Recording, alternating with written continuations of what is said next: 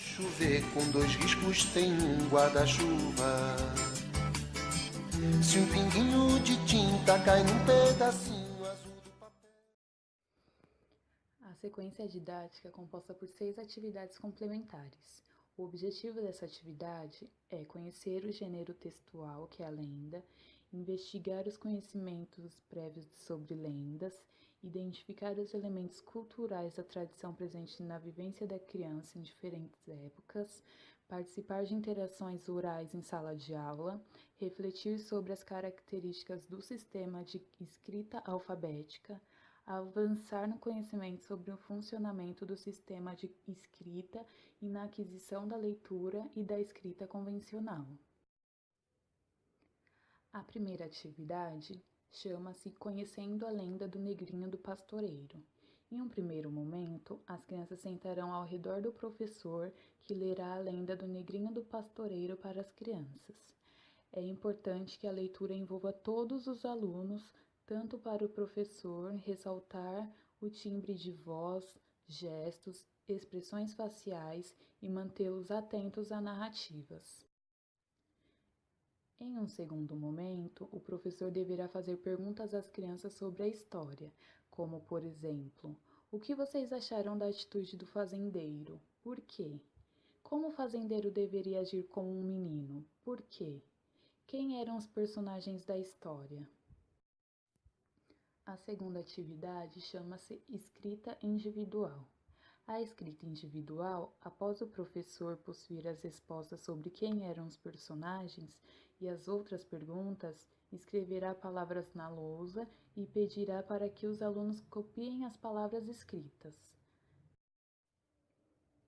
A terceira atividade chama-se Escrita Coletiva. Sentados em roda, as crianças copiarão a lenda que a professora levará em cartaz e o cartaz conterá imagens e textos referentes à lenda. A terceira atividade chama-se Escrita Coletiva.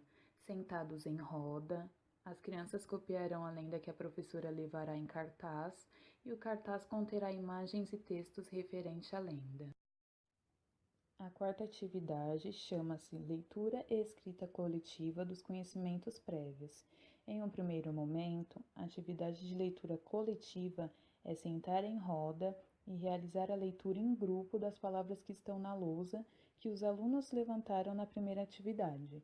Em um segundo momento, a escrita coletiva é realizar a escrita das palavras ditas na primeira atividade usando o modelo na lousa já escrito. A quinta atividade chama-se Jogo da Memória, que é realizar em grupo a confecção de um jogo da memória com as palavras escritas na lousa, as mesmas palavras que cada um dos alunos escreveram. Após a realização desta atividade, sentar em roda e jogar com os alunos. A sexta e última atividade chama-se Identificando e se familiarizando com as letras e palavras, onde os alunos deverão identificar as letras com as palavras do jogo da memória. O professor levará palavras de história e palavras com as mesmas iniciais das palavras do jogo que não estão inseridas na lenda. Porém, todas essas palavras terão as mesmas iniciais das palavras confeccionadas no jogo, para que a identificação dos alunos junto às letras iniciais seja mais adequada.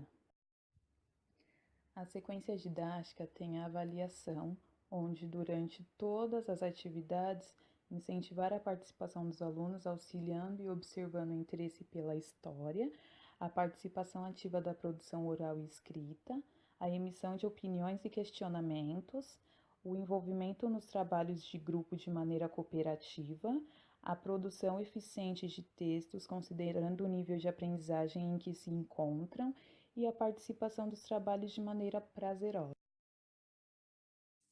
Chover com dois riscos tem um guarda-chuva.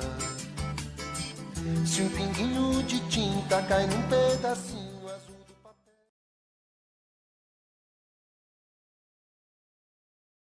Created using Powtoon.